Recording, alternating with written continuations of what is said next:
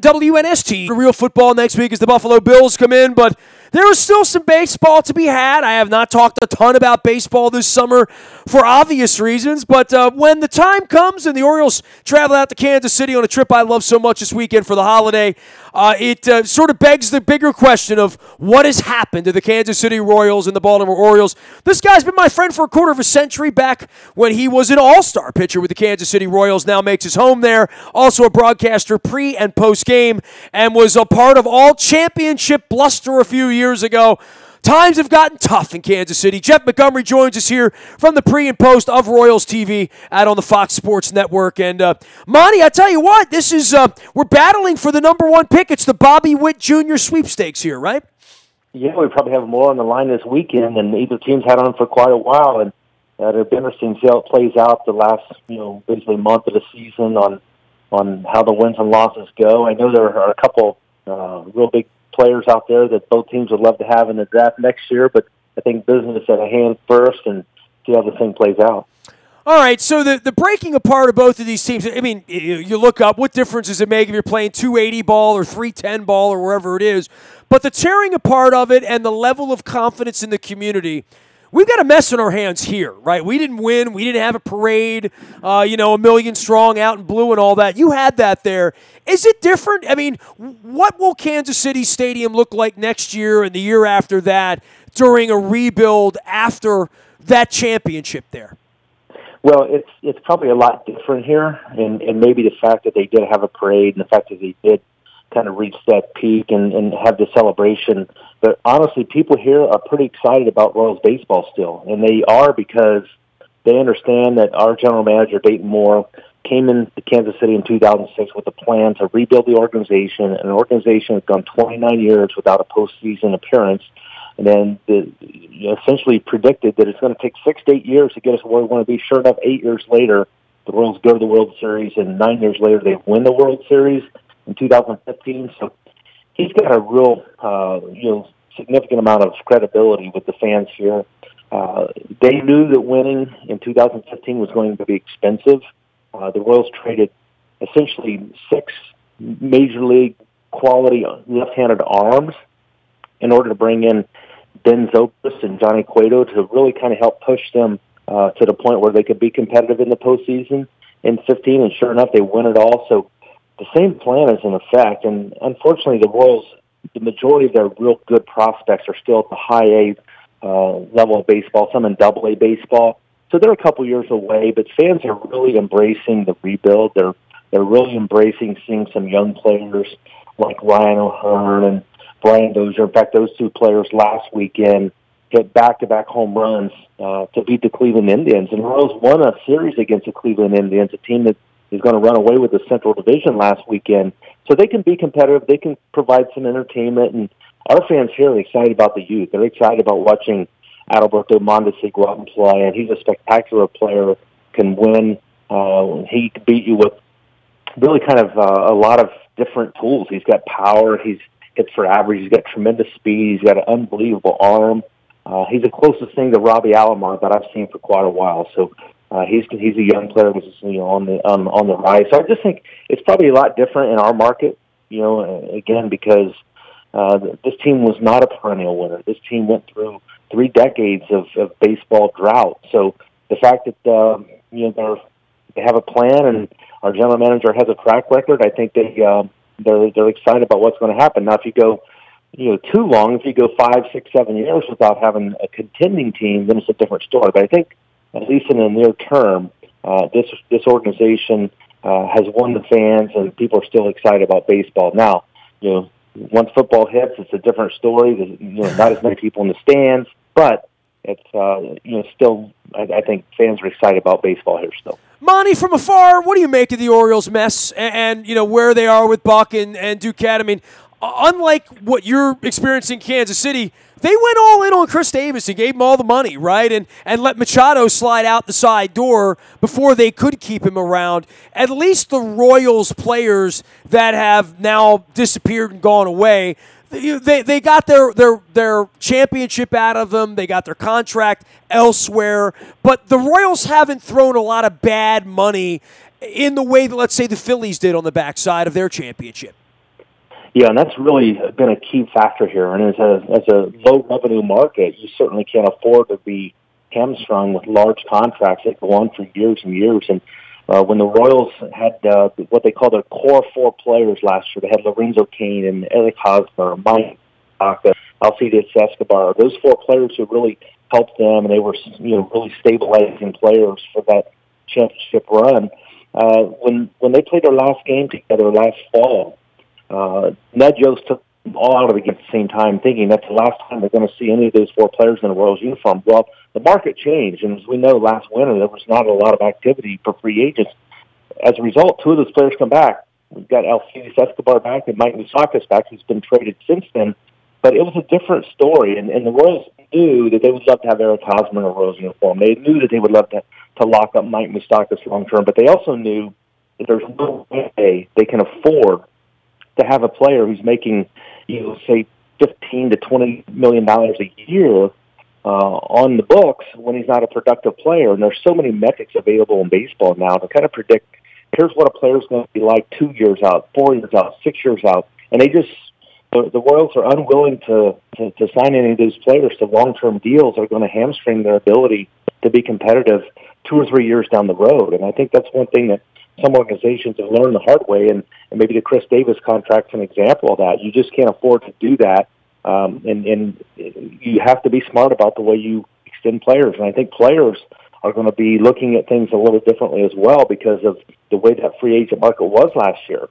I think they have a chance to get a reasonable extension at the end of their deal, maybe not looking for a 6-year contract, maybe looking for just maybe 1 or 2 years to extend out and then talk about it again a year or two down the road. If I'm still productive, hey, maybe we'll re-sign for another year or two. And that's just the way I think baseball is moving. And a really good example to me of that is after the Royals won in 2015, Ben Zobrist was a key factor in them winning the World Series. And he wanted to come back and play in Kansas City.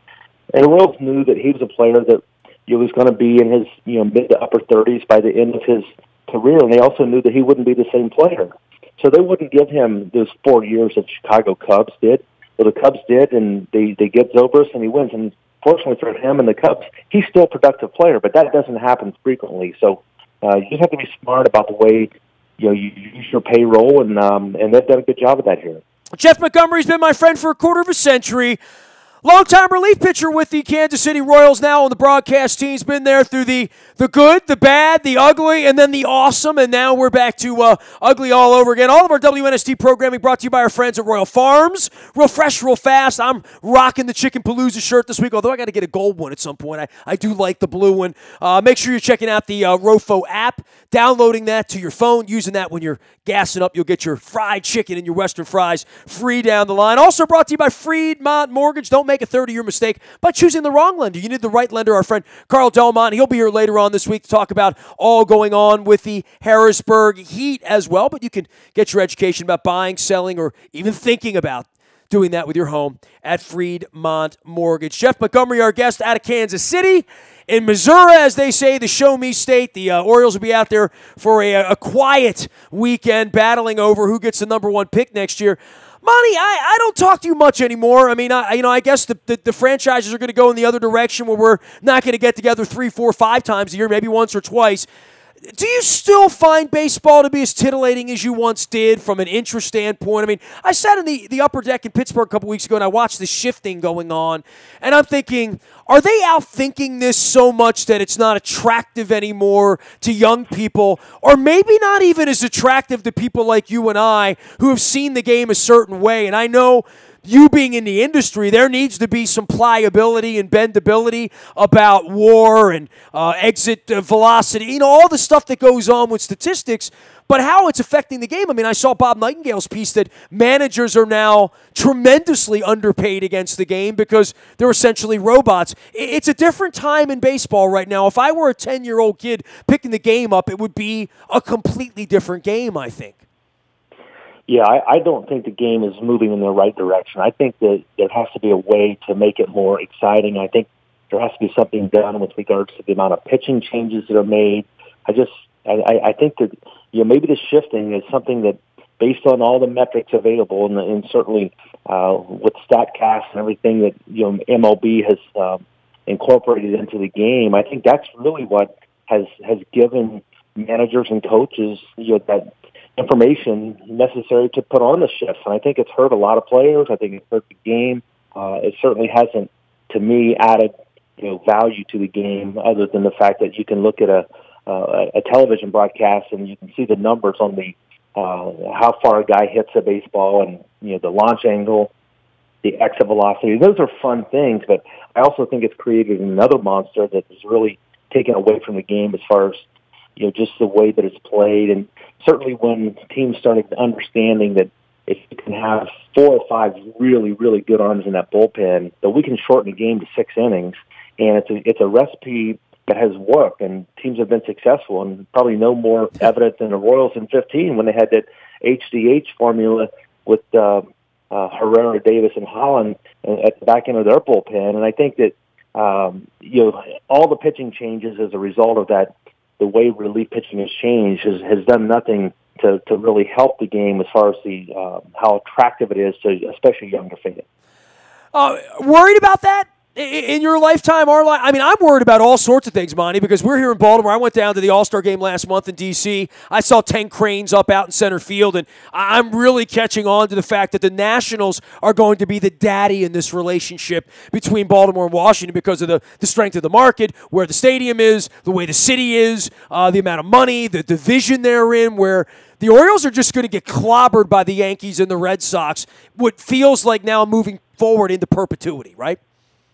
Well, it's really tough. I mean, we were a couple weeks ago down in Tampa playing against the Rays, and gosh, they have a good baseball team. And I don't think that people understand how their team is and what they're doing to be kind of somewhat of pioneers the way they use their pitchers. But the Rays, the Orioles. I mean, there are some teams that have had some success in the recent past that right now are really kind of shut out of competitive baseball based on the fact that they have those 2 teams with New York and Boston in that division. It's going to make it really tough. I mean, here in the Central Division, Cleveland's going to probably win by 15 to 20 games, and you're going to have 4 other teams that are under 500. So it's just, to me, it's not good for the game the way that it's going. I think probably less than half the teams in baseball are essentially, I would say at least half and maybe more than half are essentially rebuilding.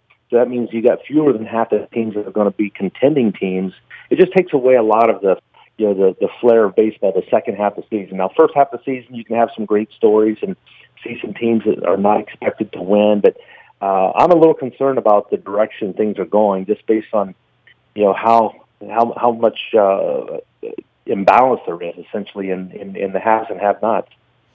Well, we are both have-nots right now. We don't have much except next year and the draft and I guess putting a spotlight on a whole bunch of young players. It definitely changes the focus for the fan base, right? It's a little harder to concentrate and drill down when you don't have a chance to win. Well, I think you have to, and as a broadcaster, I go to the ballpark every night, hopeful to see a good baseball game, hopeful to have a good broadcast and prepare accordingly. And I think players do the same thing. I don't care if you're 20 games out of first place or you got a 5-game lead in your division. You go to the ballpark and you prepare to play that game.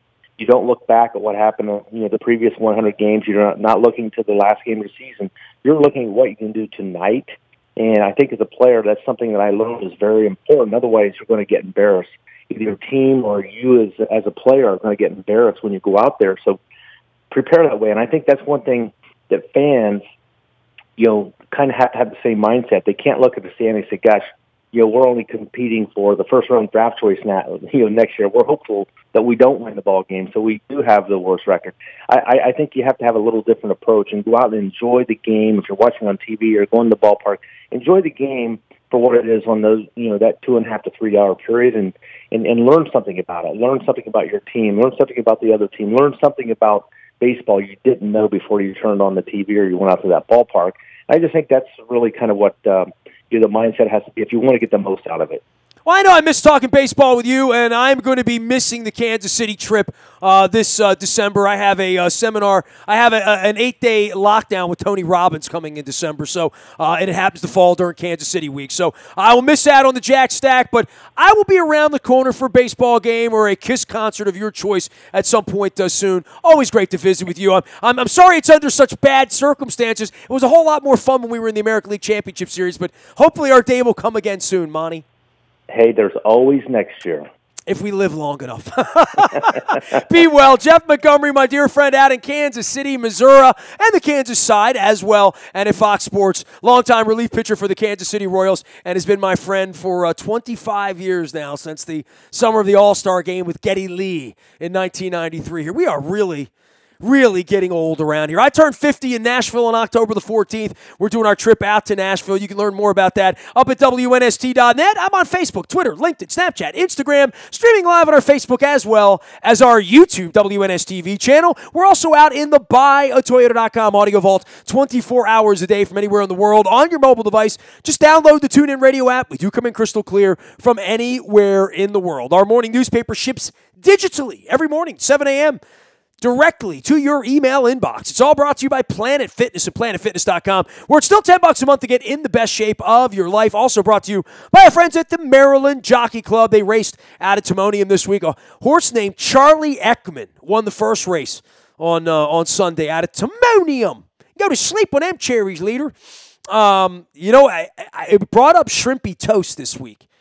And I'm pissed because my favorite Chinese place shut down. Anybody got a Chinese place, send me an email, nasty@WNST.net, to honor Charlie Ekman. I need a place with good shrimpy toast. The Maryland Jockey Club is racing down in Laurel. The DeFrancis Dash around the corner 2 weeks from now, as well as the Maryland Million on October the 20th. And the entries on the front of WNST.net, as well as in our morning paper. Any breaking news happens first on our WNST tech service. It's all brought to you by Coons Ford of Security Boulevard. Dennis is here on Thursday. Dennis Kolatzis from 3 until 5. It is the SSV on WNST.